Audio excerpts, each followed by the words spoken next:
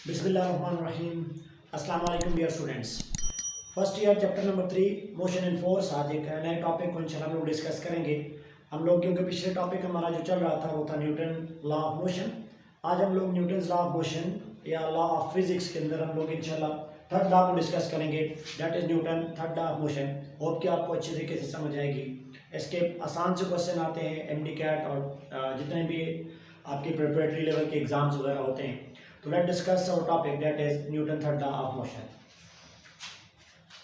सबसे पहले आप लोग देखें कि जब आप लोग न्यूटन थर्ड लॉ को डिस्कस करते हैं तो न्यूटन थर्ड लॉ में कंसेप्ट देता है फोर्सेस ऑन पेयर के ऊपर, कि जो फोर्सेस आपकी एक्ट कर रही होती हैं ये बेसिकली एक्ट कर रही होती है पेयर के अंदर।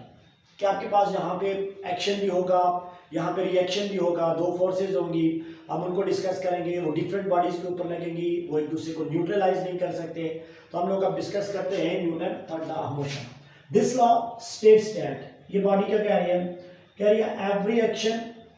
आप इसको जब स्टेटमेंट की तरह लिखेंगे तो आपके पास क्या होता है, every action has a reaction, every action has a reaction equal in magnitude,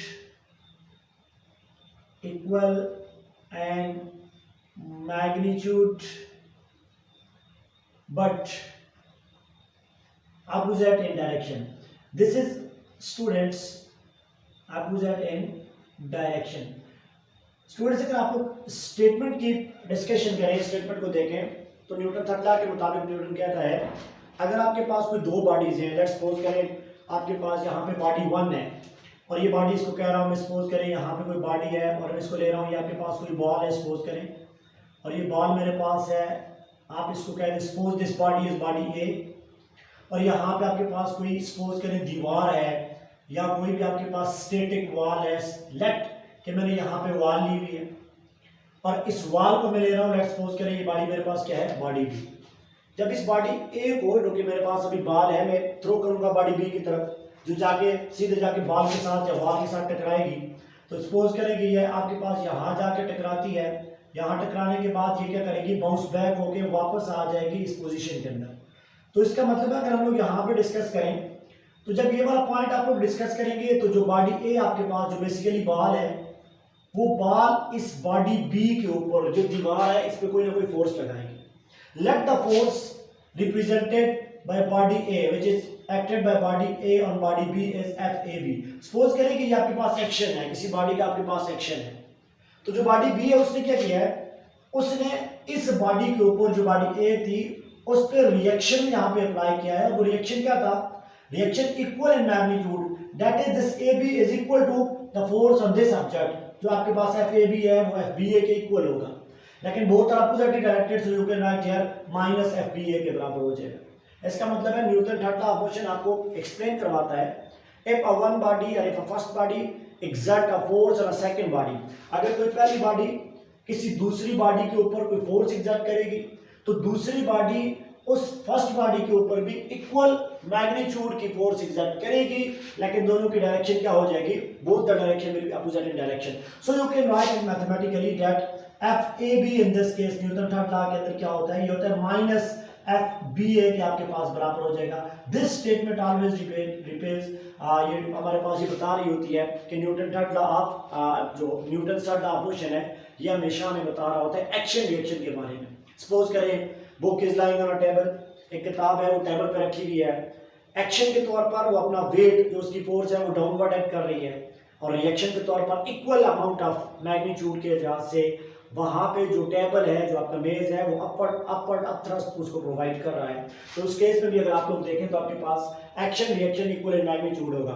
similarly जब आप लोग जमीन पे चलते हैं तो वहां पे भी यही चीज होती है, in action you are pushing the earth in a backward direction while in reaction the earth push you in a forward direction. So आप जब भी डिस्कस करेंगे Newton third law of motion को तो याद रखिए students, Newton third law of motion basically हमारे पास एक्शन रिएक्शन फोर्स है कि जब आप लोग इसको डिस्कस करेंगे तो आपने देखना है एक बॉडी दूसरी बॉडी के ऊपर कोई एक्शन कर रही होती है और दूसरी बॉडी जो है वो इक्वल अमाउंट से रिएक्शन उस एक्शन का रद्द-ए-अमल कर रही होती है, उस एक्शन का जवाब दे रही होती है with equal amount of the force, but both the forces, the incoming force and the outgoing force, जो रिफ्लेक्टेड फोर्स होगी वो आपके पास क्या करेगी, वो आपके पास अपोजिट डायरेक्शन होगी। सपोज करें मेरे पास यहाँ पे कोई मार्कर है, इस मार्कर को जब मैं यहाँ बोर्ड पे साथ मारूंगा तो जाते हुए मार्कर क्या करेगा, इस बोर्ड के ऊपर कोई फोर्स लगाएगा।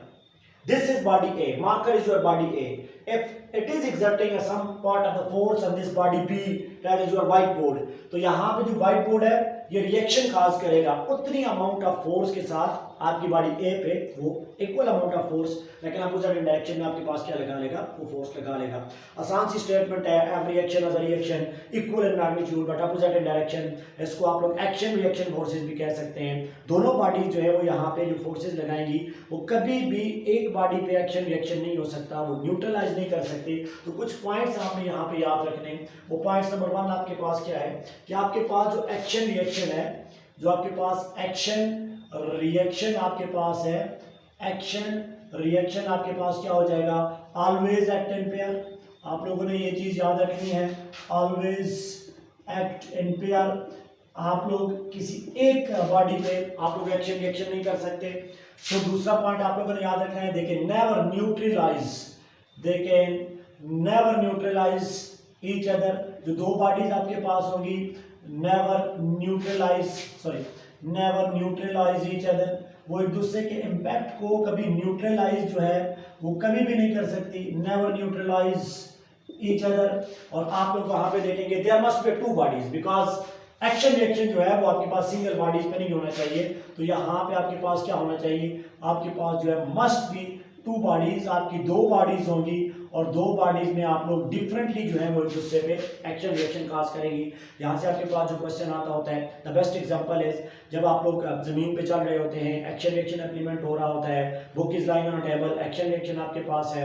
जब आप लोग सपोज करें आप लोगों ने किसी भी बॉडी के ऊपर कोई फोर्स एग्जर्ट की है तो बॉडी इक्वल मैग्नीट्यूड के साथ वहां पे फोर्स अप्लाई करेगी, and that force will always be equal in magnitude to your force that will cause that in case of the reaction force वो वहां पे इंप्लीमेंट होगी, उसकी डायरेक्शन अपोजिट हो सकती है। So you can write here that FAB equal to -FBA, जैसे कि आपने यहाँ पे देखा है, आसान सा लॉ है स्टूडेंट्स। इसके बाद आप लोग देखें जो न्यूटन के जितने भी लॉ हैं, चाहे वो आपका लॉ है फर्स्ट लॉ है, या आपके पास सेकंड लॉ है, या आपके पास थर्ड लॉ है, न्यूटन के जितने भी लॉ हैं उनकी जो लिमिटेशंस आपने देखनी है कि कहाँ पे न्यूटन्स लॉ वैलिड होंगे, कहाँ पे आप लोग उसको अप्लाई कर सकते हैं, कहाँ पे न्यूटन्स लॉ जो है वो वैलिड नहीं होंगे। सो दो चीजें आपने, दो पॉइंट्स याद रखनी है। There are two most important condition where the Newton's law are valid. Number 1, Newton's law जो है वो इनर्शियल फ्रेम ऑफ रेफरेंस में वैलिड होंगी। इनर्शियल फ्रेम ऑफ रेफरेंस में आप लोग क्या करते होते हो, न्यूटन्स लॉ को आप लोग हमेशा ले रहे होते हैं। And inertial frame of reference क्या होती है, इनर्शियल फ्रेम ऑफ रेफरेंस आपके पास होती है either the body is moving और body is moving with a uniform velocity, या तो बॉडी की जो वेलोसिटी होगी वो क्या हो जाएगी यूनिफॉर्म, और body is in state of rest. So if the body is in state of rest or if the body is moving with a uniform velocity, then that frame of reference is known as inertial frame of reference. So you can easily define it that inertial frame of reference वो frame of reference होती है जहाँ पे acceleration body का क्या होता है, zero होता है। और आपको अच्छे तरीके से आपको फेमिलियर है, एक्सेलरेशन दो तरह से ही जीरो हो सकता है, क्योंकि एक्सेलरेशन होता है rate of change of velocity. तो अगर आपकी बॉडी स्टेट ऑफ रेस्ट के अंदर है या आपकी बॉडी यूनिफॉर्म वेलोसिटी के साथ मूव हो रही है, that frame of reference will be known as inertial frame of reference. अब यहाँ पे न्यूटन्स लॉ की अगर आप लोग ना भी बात करें, जितने भी लॉज ऑफ फिजिक्स हैं वो इनर्शियल फ्रेम ऑफ रेफरेंस पे वैलिड होते हैं। पॉइंट नंबर 2 जो आप लोग देखते हैं, वो पॉइंट नंबर 2 आपके पास क्या है कि न्यूटन्स लॉ जो है वो एप्लीकेबल होता है जहां पे जो स्पीड ऑफ बॉडी जो है वो less than speed of light की, मतलब ये स्लो मूविंग ऑब्जेक्ट के लिए आप लोगों के पास एप्लीकेबल होगा। अब अगर आप लोग देखेंगे कोई ऐसी बॉडी है, कोई फोटॉन है, या कोई ऐसी बॉडी जो बहुत ज़्यादा स्पीड के साथ nearly equal to the speed of light के साथ मूव कर रहा है, तो वहाँ पे भी आपके पास Newton first law, Newton second law और थर्ड लॉ एप्लीकेबल नहीं है, वहाँ पे भी वैलिड नहीं होगा। So there the speed of light जो आप लोगों ने लिखा था वो क्या थी, 3 × 10⁻⁻⁴ 8 मीटर पर सेकेंड। तो आप लोग यहाँ पे सिंपली कह सकते हैं कि आपके पास दैट इंप्लाइज दैट कि जो न्यूटन्स के लॉ हैं वो आपके पास क्या होते हैं, वो आपके पास स्लो मूविंग ऑब्जेक्ट्स के लिए आपके पास क्या होते हैं, ये वैलिड होते हैं। तो आपने तीनों लॉ को बड़े आराम स्कूल से बड़े डिस्कशन के साथ हमने उसको डिटेल के साथ डिस्कशन की है। उम्मीद है आपको अच्छे तरीके से समझ आएगी। मोस्ट इंपॉर्टेंटली आप लोगों ने जो देखा था न्यूटन सेकंड लॉ, और फिर उसमें आप लोगों ने डिस्कशन की थी कनेक्टेड सिस्टम की, वो ज़्यादा कंसेप्चुअल है as compare to the Newton third law. Newton third law में आपके पास ये चीज़ आप लोगों ने याद रखनी है कि these forces are always act in pair, they can never neutralize each other and they must be applied on different bodies, and the statement applies that if a body A exerts a force on a body B, then body B will exert the same amount of the force on body A, but both are in opposite direction. उम्मीद है आपको ये वाला concept अच्छे तरीके से समझ आया होगा। बहुत ज़्यादा ऐसे प्रोसेस हैं जो Newton third law of motion पे बेस करते होते हैं।